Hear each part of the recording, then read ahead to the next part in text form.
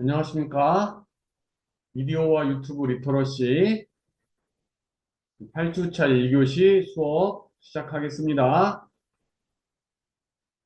네, 우리 8주차에는 영화 리터러시 살펴볼 텐데, 네, 잠깐 먼저 가짜 뉴스에 대하여 좀 살펴보고 영화 리터러시 수업하겠습니다. 네.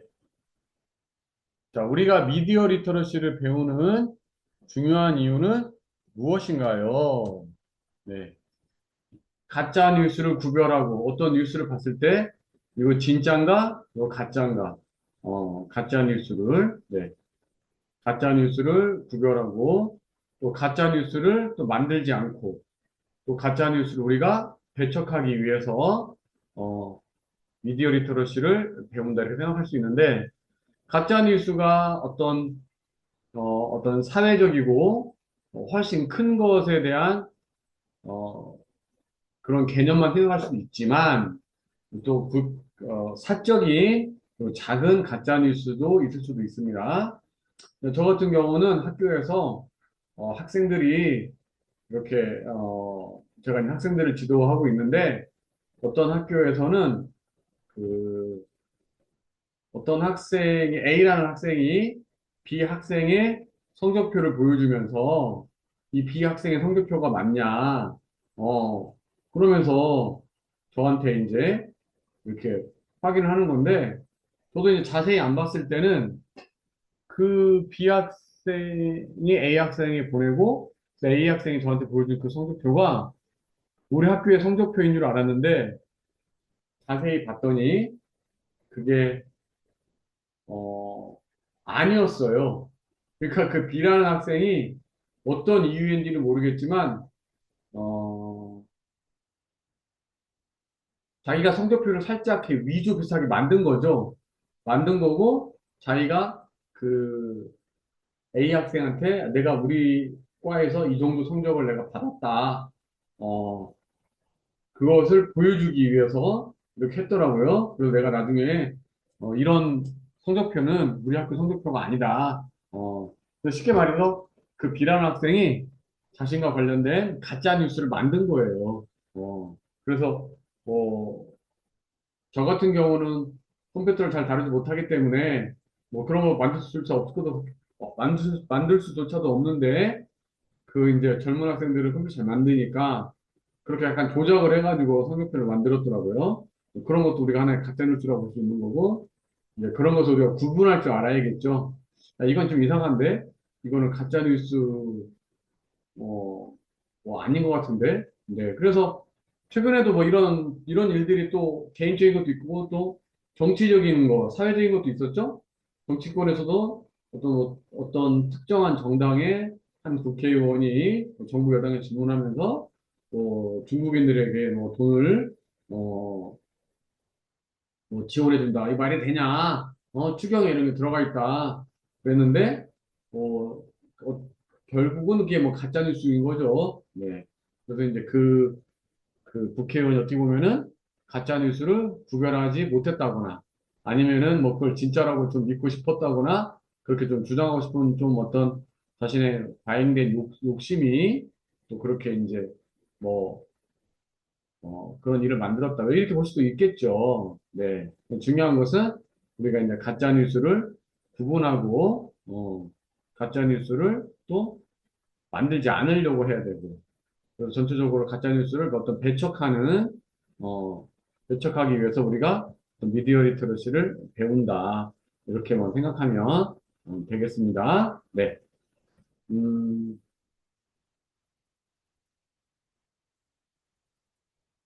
가짜 뉴스란 무엇인가? 그래서 언론사 뉴스 제작 파트가 생산한 기사가 아닌데 언론사 뉴스 제작 파트가 생산한 기사처럼 꾸미는 거. 음. 또 광고인데 뉴스처럼 보이게 하는 거. 이런 게 되게 많죠. 네, 광고인데 뉴스처럼 보이게 하는 거. 또 특정 블로그나 시민단체에서 내놓은 것인데 언론사의 기사처럼 내놓은 거. 또 자신의 유불리를 따져서 가짜 뉴스로 하고 하는 거. 어. 또 그것이 언론사 뉴스 제작 파트가 제작한 것이, 근데 언론사 뉴스 제작 파트가 제작한 것이라면 자신의 유불리와 상관없이 뭐 가짜 뉴스는 아니겠죠? 네. 음. 그래서 언론사 뉴스 제작 파트가 생산한 기사가 아니면서 그런 것처럼 꾸몄다랄지 또 자신의 유불리에 맞게 활용하라고 만들었다랄지 이런 거는 가짜 뉴스라는 것이죠. 네. 자신의 유불리를 따져서 가짜 뉴스라고 하는 것은 옳지 않다. 그래서 언론사 뉴스 제작 파트가 제작한 것이라면 자신의 유불리와 상관없이 가짜 뉴스는 아니라는 것이죠. 네. 또 자신에게 불리하다고 해서 오히려 가짜 뉴스라고 우기는 것은 오히려 언론 침해가 될 수 있다. 가짜 뉴스라는 주장이 판치는 것은 어, 언론의 신뢰도를 깎아내려서 권력자가 언론이나 여론의 환경을 자신이 이끄는 대로 끌고 가려고 하는 어떤 그런 의도가 있기 때문에 가짜 뉴스 또는 가짜 뉴스라는 주장이 이렇게 사회에 많이 만연하게 된 거죠. 네. 음. 그래서 자신에게 불리하다고 해서 뭐 가짜뉴스가 아닌데 가짜뉴스라고 주장하는 것은 언론의 신뢰도를 깎아내려가지고 권력자가 언론이나 여론의 환경을 자신이 이끄는 대로 끌고 가려고 하는 것이다. 이렇게 이해를 하시면 되겠습니다. 네. 국제사회에서나 학계에서는 가짜뉴스를 우리가 허위 조작 정보 이렇게 칭합니다. 허위 조작 정보, 단순 오보 또는 일방적인 주장, 또 자신의 견해를 밝히는 것 자체가 모두 가짜라는 견해는 좀 수정될 필요가 있겠다. 그래서 일방적 주장을 전체의 주장인 것처럼 30명 중 한 명만 버스로 이동하자고 했는데 모두가 버스로 이동한 것처럼 말하는 것. 이런 것은 가짜 뉴스가 되는 거죠. 네. 또 자신의 견해를 견해가 아닌 사실인 것처럼 말하는 것도 가짜 뉴스다. 가짜 뉴스. 네. 그러나 단순 오보. 또 그냥 뭐 자신의 견해를 밝히는 것 자체가 모두 다 가짜 뉴스다.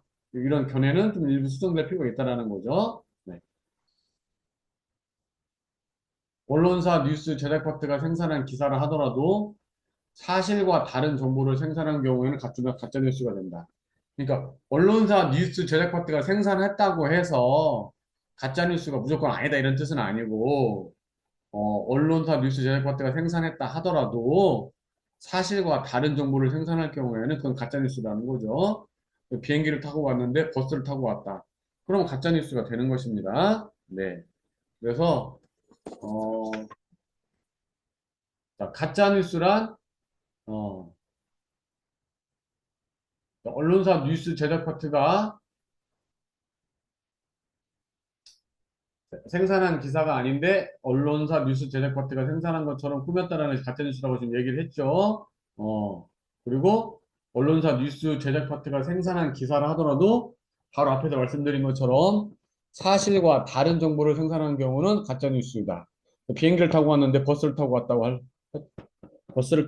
할 때 이런 것도 가짜 뉴스에 해당된다는 거죠. 이제 그런 것이 정말 어떤 특별한 목적이 없고, 단순한 이동수단을 적을 때 잘못 오해해서 그걸 뭐 비행기를 타고 왔는데 버스를 타고 왔다고 썼다면, 그건 어떻게 보면 가짜뉴스가 아닐 수도 있죠. 그러나 그것이 어떤 특정한 목적을 가지고 비행기를 타고 왔는데 버스로 타고 왔다고 바꿔 말한다면 그건 가짜뉴스가 될 수 있다는 것입니다. 네. 일방적 주장을 전체의 주장인 것처럼 또 자신의 견해를 사실인 것처럼 말하는 거, 또 언론사 뉴스 제작 파트가 생산하지 않을 경우가 이런 건 많다라는 거죠. 이런 거는 일방적 주장을 전체의 주장인 것처럼 자신의 견해를 사실인 것처럼 말하는 것은 언론사 뉴스 제작 파트가 생산하지 않을 가능성이 높다라는 겁니다. 왜냐하면 언론사 뉴스 제작 파트는 이런 것들을 어느 정도 거르거든요. 거르기 때문에 네. 이런 것들은 좀 언론사 뉴스 제작 파트가 생산하지 않을 가능성이 좀 높다라는 뜻입니다. 네. 음.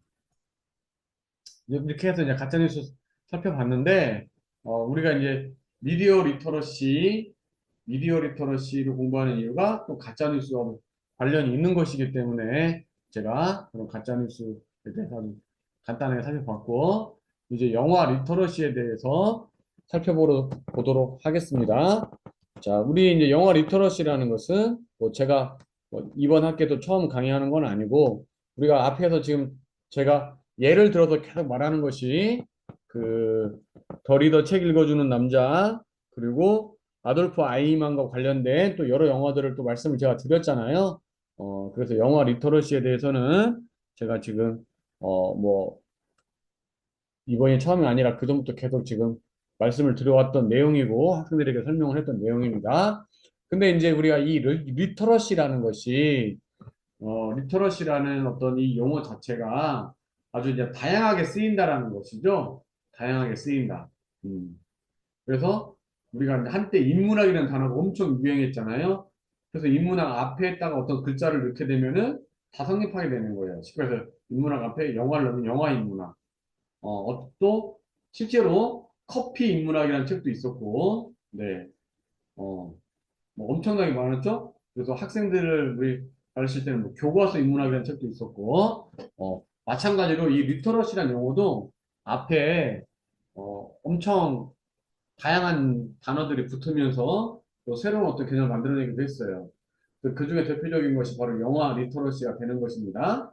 근데 리터러시라는 기본, 리터러시라는 것의 어떤 기본 개념이 일단 읽을 줄 알아야 된다는 거죠. 이해할 줄 알아야 된다. 그리고 쓸 줄 알아야 된다. 표현할 줄 알아야 된다.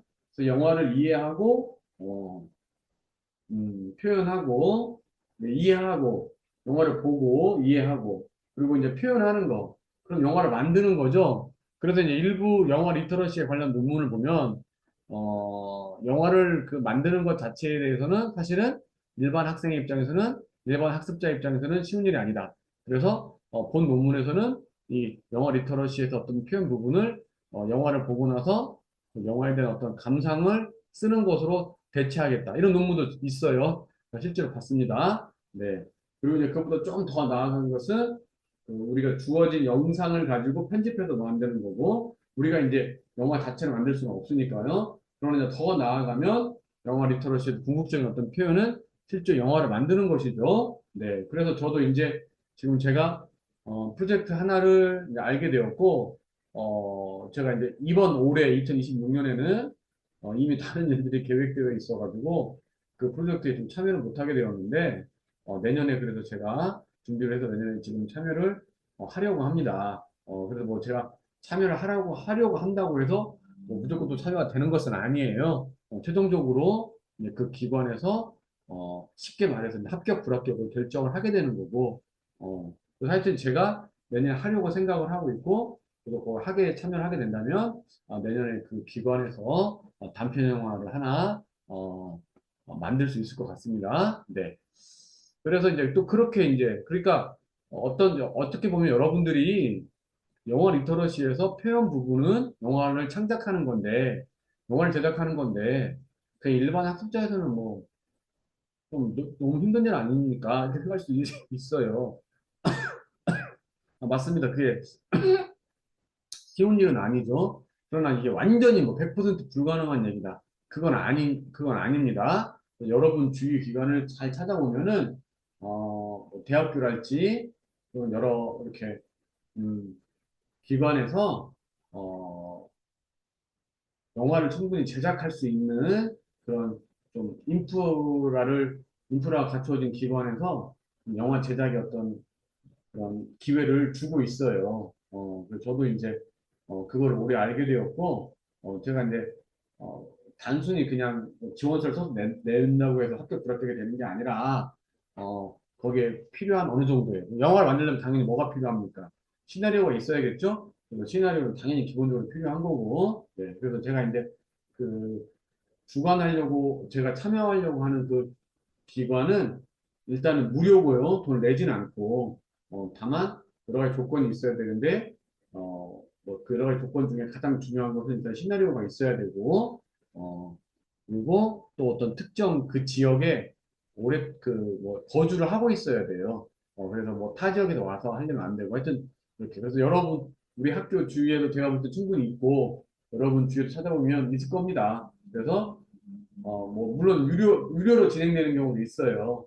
그러나, 뭐 유료를 하더라도 좀 돈이 좀 적은 금액이거나, 1, 20만 원 이렇게, 1, 20만 원을 가지고 영화 한 편을 만약에 제작할 수 있는 여건을 갖춰준다면, 저는 그 정도는 충분히 해볼 만하다. 저는 그렇게 생각하거든요. 또 무료인 것도 되게 많고. 그래서, 하여튼, 영화 제작도 우리가 할 수 있는 지금 인프라가 사실은 갖춰진 곳이 많다. 네.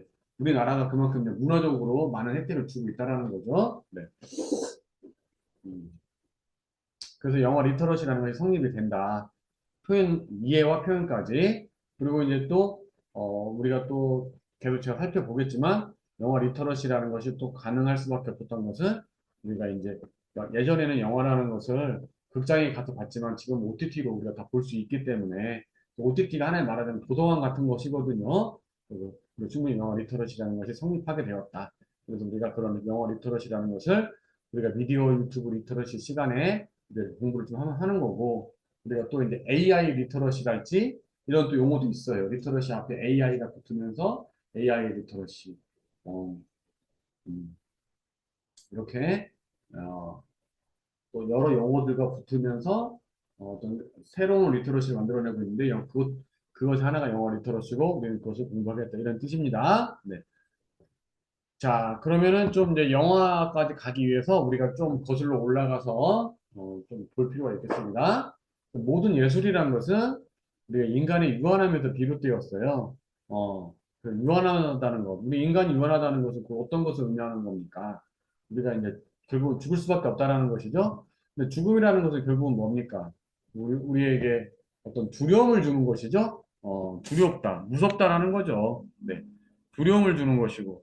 그러면은 우리는 자연스럽게 뭡니까 뭔가 이, 이 두려움을 떨쳐버리고 싶은 그런 욕망 또 영원하고자 하는 욕망 이런 것들이 있죠. 네, 영원하고자 하는 욕망 이런 것들이 어떤 많은 예술 작품을 만들어내게 됐어요. 사실은 죽음에 대한 두려움, 유한함, 이 유한함으로부터 벗어나고 싶은 영원하고자 하는 욕망. 그래서 예술이 탄생하게 되는데, 맨 처음에는 이제 모방이나 재현에 대한 우리 본능적 욕구가 있었죠. 그래서 그래서 이런 부분에서 회화나 조형 예술이 탄생하게 된 거죠. 네. 그래서 이제 우리 인간의 삶의 모습을 그대로 이제 그림을 그리는 거죠. 근데 이제 우리가 뭐 아무나 그려도 되는 건 아니고, 저 같은 사람이 그리면은 너무나 이제 흡사하지 않기 때문에 뭐 아무 감동을 줄 수 없지만, 이제 그 그림에 이제 재능이 있는 사람이 있었다라는 거죠. 그런 사람들이 비슷하면, 와, 정말 비슷하게 그렸다. 우리 예전에는, 어, 모방, 재현만 해도 이게 이제 감동을 충분히 줬으니까요. 네. 그래서 회화나 조형예술이 탄생하게 되었고, 우리가 어떤 영원하고자 하는 욕망 중에 하나 같은 것이 어떤 미라도 볼 수 있는 거고, 또 왕의 모습을 그린 어진 같은 것도 우리가 또 그런 차원에서 이해할 수 있는 것이죠. 네. 그러다가 이제 거의 이제 최근에 와서 사진이 출연하게 되었어요. 또 사진의 출연이라는 것은 정말 획기적인 사건이었죠.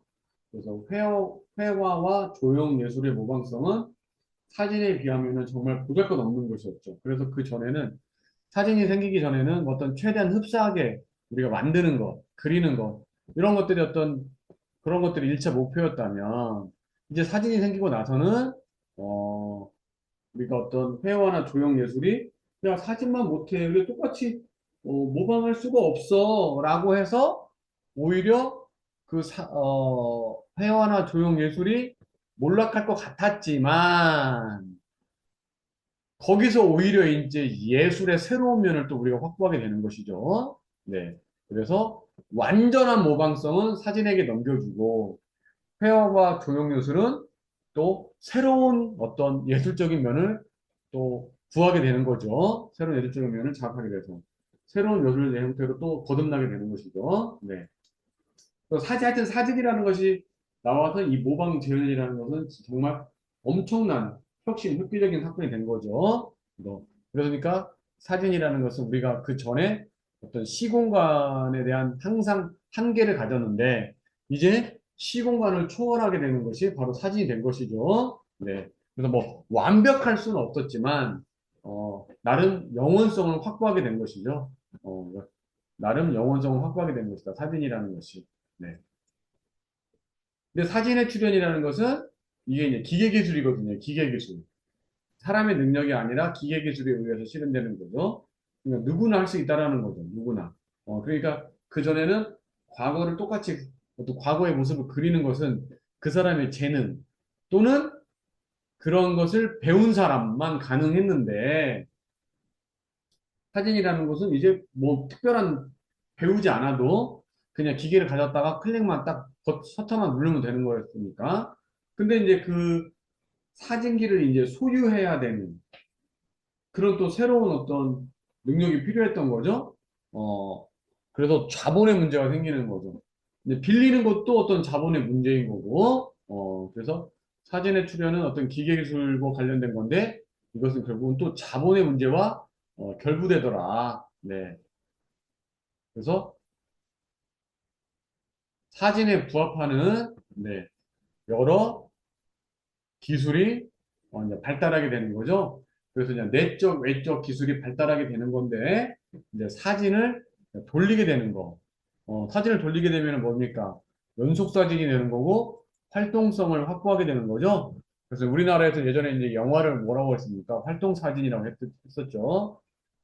그래서 처음에는 이제 단순히 활동성만 확보하는 거였는데, 그것이 더 발전하면서 촬영 각도랄지, 조명이랄지, 소리랄지, 음악이랄지, 이런 것들을 또, 신경 쓸 수밖에 없었던 거고, 종합적으로 이런 것들과 결합되다 보니까 결국은 영화라는 것이 탄생되었고, 또 최근에는 디지털 영화까지 탄생하게 된 것이죠. 네. 그래서 우리 이제 인간의 유한함에서 비롯하여 어떤 예술 장르가 발달되었고, 그것이 어떻게 최근에 영화까지 왔는가 아주 간단하게 한번 살펴보았습니다. 네. 음. 자, 근데 우리 학교에 가면은 여러분 음악 교과가 있죠? 네, 미술 교과도 있고 당연히 체육 교과도 있습니다. 그러면 혹시 학교에 국악 교과가 있다 들어보셨나요? 모든 학교에 공통적으로 있는 학교 어, 어, 있는 것은 아니지만 모든 학교에 공통이 있는 학교는 있는 것은 아니지만 그냥 일반 학교에 국악 교과가 있다라는 얘기 들어보셨나요? 네, 저는 들어봤습니다. 네, 확인해 봤거든요. 또 연극 예를 들어 국악 학교에 국악과가 있다.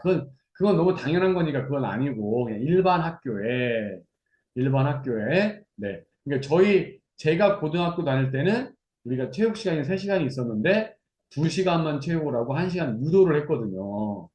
그런 것처럼 어떤 학교의 음악 시간은 어, 특정 학년, 특정 학기에는 국악을 배우게끔 네, 그렇게 국악 교과가 있고 또 연극 교과가 있는 학교 있다는 것도 들어봤어요. 근데 여러분이 오해하시면 안 되고 연극 학교에 연극과가 있었다 이런 건 아니고 그냥 일반 학교에 말씀드리는 겁니다. 근데 여러분들 혹시 영화 교과가 있다는 말은 들어보셨어요? 저는 이제 못 들어봤거든요. 이제 그것은 제가 이제 이런 얘기를 말씀드리는 것은 국악, 연극 이런 것보다 영화라는 것이 우리에게 훨씬 더 대중적이고 친숙한 것이다. 그런 것을 말씀을 드리는 것입니다. 대중적이고 친숙한 것이다. 어, 우리는 영화를 사실은 다 잘 안다고 생각하기도 할 수 있다라는 얘기죠. 네. 음, 우리 이만큼 영화는 친숙한 것이다. 그래서 이제 영화 에세이 작가인 이동기라는 선생님이 그에 져서 다시 영화를 읽는 시간에서 영화는 언제나 내게 배움의 공간이었다. 영화가 어떤 배움의 어떤 매개체였다. 이렇게 이제 글을 쓴 것이 있습니다. 네. 자, 영화 리터러시란 이제 영화에 공감하고 이해하는 능력, 영화를 효율적으로 선택하는 능력, 영화를 분석하고 비판하는 능력, 그리고 영상을 창의적으로 만드는 능력, 이런 것을 영화 리터러시라고 한다. 네. 그래서 영상을 창의적으로 만드는 능력까지도 우리가 사실 영어 리터러시의 범주 안에 넣고 있는 것이죠. 음. 네. 그래서 이제 영어 리터러시를 본격적으로 논하기 전에 영어 리터러시를 정의 내리는 것을 가능하게 한 최근에 가장 큰 변화는 바로 영화를 극장이 아닌 곳에서 볼 수 있게 되었다. 내가 보고 싶은 영화를 언제든 볼 수 있게 되었다. 그래서 영화 보는 것에 있어서 시 공간의 제약을 받지 않게 되었다. 그래서 우리가 책을 읽는 것처럼, 그러니까 기본적으로 사실 리터러시라는 것은 책, 문자 언어와 관련된 것이거든요. 그래서 우리가 언제든 시공간의 제약 없이 책을 볼 수 있는 것처럼, 그러니까 시공간의 제약 없이 책을 봤기 때문에 우리가 기본적으로 문자 언어, 책의 리터러시라는 단어가 붙었는데, 이제 영화에도 이제 시공간의 제약 없이 우리가 영화를 볼 수 있게 되었기 때문에 우리가 영화 리터러시라고 충분히 명명할 수 있다. 그런 점을 말씀을 드리는 것입니다. 네. 영화 감상의 공간적 자유, 그 디바이스의 다변화로 인해서 공간적 제약이 없어졌다 이런 말이죠. 또 다양한 OTT 서비스는 시간적 제약을 또 없앴다. 이러한 제약 없음은 곧 표현의 제약을 없애는 단계까지 나아갈 것이다. 네. 그래서 아까 말씀드린 대로 저도 이제 내년에 그 기관에 제가 이제 지원해가지고 이제 된다면 저도 정말 아주 평범한 인간이잖아요. 평범한 사람인데도 어떤 영화를 만들 수 있는 단계까지 나아간다. 그래서 그러니까 우리가 이런 어떤 영화 이해, 영화 감상의 차원에서 많은 제약이 없어진 것처럼 이게 표현하는 데에서도 많은 제약을 덜 수 있다. 그러니까 실제로 이제 그 영화를 좀 전문적으로 공부하는 친구들은 아주 가볍게 뭐 3분, 5분, 10분 이런 거를 만들어내더라고요. 그래서 이제 제 아들 친구가 중앙대 그 문해창작학과에 지금 다니고 있거든요. 문해창작 다니고 있는데, 이제 제가 이제 이런 거와 관련된 공부를 하고 있어서 가끔 이제 아들을 통해서 이렇게 그 걔가 만든 어, 작품을 저한테 이렇게 보여주고 또 약간 평도 듣고 하는데 한 몇 개월 전, 6개월 전인가는 짧은 영상, 단편 영화 찍은 거를 이렇게 어, 저한테 보여줬어요. 보여줘가지고 제가 이제 그 평을 해줬죠. 그 평을 해주니까 그 아들 친구가 되게 고맙다고 이렇게 이렇게 또 답장을 또 해왔었어요. 네. 그러니까 그 거기는 뭐 영화과도 아니고 문예창작과인데 뭐 시나리오가 이렇게 관련된 것이 있다 보니까 그런 걸 이렇게 했었나 봐요. 네. 음. 그러니까 우리 젊은 친구들 입장에서는 그런 어, 그런 어떤 이런 휴대폰 가지고 이런 영상을 만드는 것 자체가 그렇게 어렵지 않다. 그리고 영화 리터러시 이런 것도 충분히 가능하다. 그래서 제가 잠깐 그 영상을 제가 보여드릴 수는 없고, 제가 이제 그 이제 말씀드리는 김에 제가 한 평가글을 제가 썼거든요. 그걸 제가 간단하게 읽어 드릴게요. 네. 그래서 이제 제 아들 친구가 중앙대 문해창작과 다니는데 걔가 만든 영상물이에요. 제 기억에는 한 3분에서 5분 정도 됐던 영상물이었던 것 같아요. 자, 고도의 노력을 요구하는 한국 중고등학생의 현실을 안테나의 수직 상승 샷으로 잘 보여주고 있다. 우리 관객은 그렇게 수직 상승하면 학생이 치러내야 하는 과도한 과제를 만날 수 있다. 영어 듣기 평가와 줄넘기 연습과는 성격이 다른 낭만적인 리코더 연습은 결국 삑사리와 함께 학생을 현실의 무게감으로 되돌아오게 하고 역설적으로 듣기 평가는 학생에게 도움이 필요하니? 라고 묻는다. 바로 너 영어 듣기 평가가 사라지는 것이 진정 도움일 텐데 말이다. 자, 이런 식으로. 그래서 이제 그 영상을 제가 지금 생각을 해보자면은 이렇게 이제 라디오 같은 안테나가 쭉 있고 그 안테나 밑에서 쭉 따라 올라가요. 카메라가 샷이. 그러면서 이제 어떤 학생이, 중고등학생이 이제 그 영어 듣기 평가 문제를 풀고 있는데 이게 또 바깥으로 해가지고 바깥에서 무슨 줄넘기를 하는 샷이 나오고 또 이게 또 리코더를 연습하는 샷을 넘어가다가 맨 마지막에 리코더에 삑사리가 나오죠. 그리고 영어의 듣기 평가에 do you need 이렇게 뭐가 나왔어요. do you need help 이런 식으로. 네. 음. 그래서 네. 아, 지금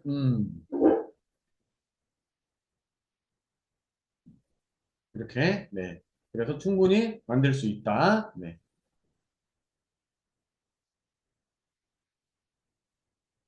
지금 우리가 그래서 이런 어떤 많은 제약이 없어졌다. 거기서 이제 표현의 제약까지 많이 없어졌다는 것에 대해서 제가 이제 말씀을 드리는 것입니다. 네.